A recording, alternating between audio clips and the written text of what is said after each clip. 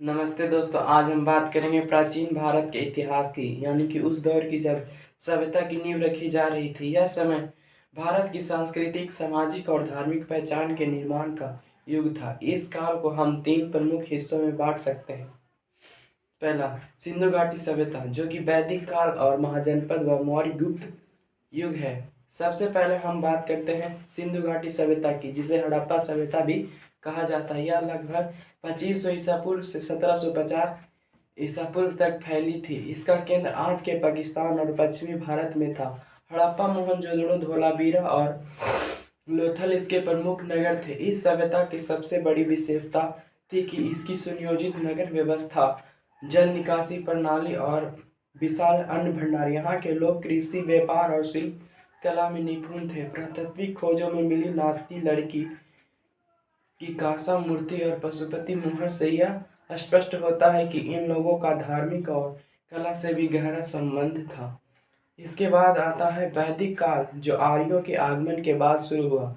यह काल दो भागों में बांटा जाता है। पहला, ऋग्वैदिक काल, जो कि 1500 से 1000 ईसा पूर्व, और उत्तर वैदिक काल, जो कि 1000 से 600 ईसा पूर्व।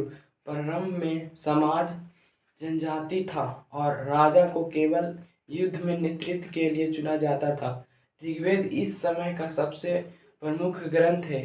इस काल में मुख्य रूप से घास के मैदान में गायों की पूजा और यज्ञ परंपरा चलन में थी।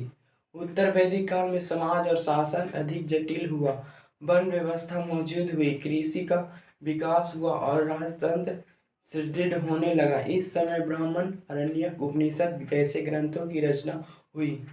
लगभग 600 ईसा पूर्व में भारत में महाजनपद काल शुरू हुआ। अब छोटे छोटे कबीले मिलकर शक्तिशाली राज्यों का रूप लेने लगे। भारत में 16 महाजनपद स्थापित हुए, जिनमें मगध, कौशल, वत्स और अवंती प्रमुख थे।